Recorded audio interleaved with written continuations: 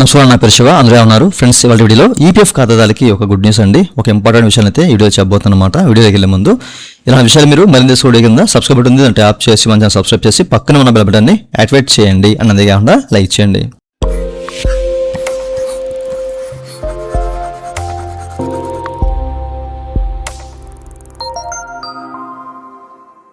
ఇక టాపిక్లోకి వెళ్తే కనుక చాలా మంది పాస్బుక్ పోర్టల్ ఎప్పుడు ఓపెన్ అవుతుంది అని చెప్పేసి అడిగారు. లాస్ట్ వీడియోలో మీరు చెప్పాను అనమాట, ఒక 1 వీక్ టైం పట్టొచ్చు అని చెప్పేసి.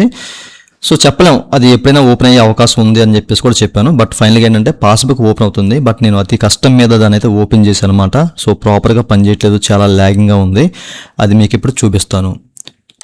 మీరు ఇక్కడ చెక్ చేసుకోవచ్చు. నేను పాస్బుక్ పోర్టల్ అయితే ఫైనల్గా ఓపెన్ చేశాను. ఓపెన్ చేసినప్పుడు మీకేనంటే ఎట్లా స్టార్టింగ్లో మీకు ఎట్లా ఒక నోట్ అయితే చూపిస్తూ ఉంటుందండి. ఎందుకంటే ఈ ట్రాన్సాక్షన్స్ ఏవైతే ఉన్నాయో కరెంట్ ట్రాన్సాక్షన్స్ మాత్రమే, ఒక ఫైనాన్షియల్ ఇయర్ సంబంధించిన కరెంట్ లాస్ట్ ఫైనాన్షియల్ సంబంధించిన కరెంట్ ట్రాన్సాక్షన్స్ మాత్రమే చూపిస్తాయని చెప్పేసి అయితే వీళ్ళు క్లియర్గా చెప్తున్నారు అనమాట. ఎందుకంటే ఇది పోస్ట్ మైగ్రేషన్ అవుతుంది కదా. ఇందులో భాగంగా కొన్ని ఎర్రర్స్ అయితే ఉన్నాయన్నమాట. కొన్ని ఫ్యూ డేస్లో ఇది మేము ఫిక్స్ చేస్తామని చెప్పేసి అన్నారు. దీనికి ఎట్లాంటి యాక్షన్ మీరు తీసుకోవసం లేదు, ఆటోమేటిక్గా వాటికి అవే ఫిక్స్ అవుతాయి అని చెప్పేసి కూడా చెప్తున్నారు అనమాట. దీనికి మేము చింతిస్తున్నాము అని చెప్పేసి అసౌకర్యానికి అని చెప్పేసి అయితే క్లియర్గా మనకి ఇక్కడ ఒక నోట్ కూడా ఇచ్చారన్నమాట. ఓకేనా.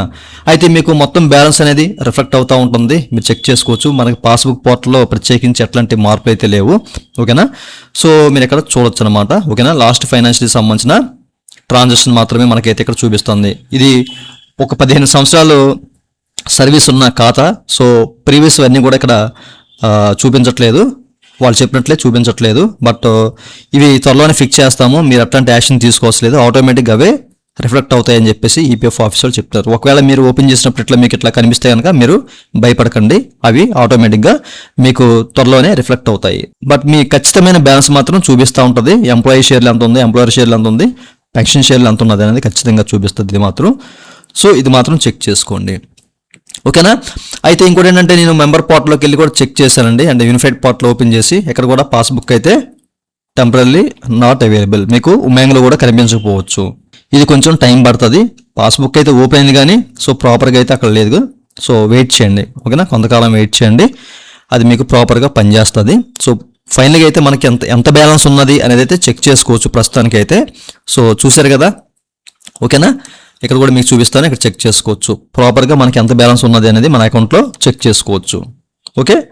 ఇదండి వాళ్ళ వీడియో. ఈ వీడియో మీకు నచ్చితే కింద లైక్ బటన్ లైక్ చేసి మనం సపోర్ట్ చేయండి. అలాగే ఇలాంటి విషయాలు మీరు మన వీడియో కింద సబ్స్క్రైబ్ బటన్ ఉంది అంటే ట్యాప్ చేసి మనం సబ్స్క్రైబ్ చేసి పక్కన ఉన్న బటన్ ఆర్డర్ చేసుకోండి. Thank you for watching and జై హింద్.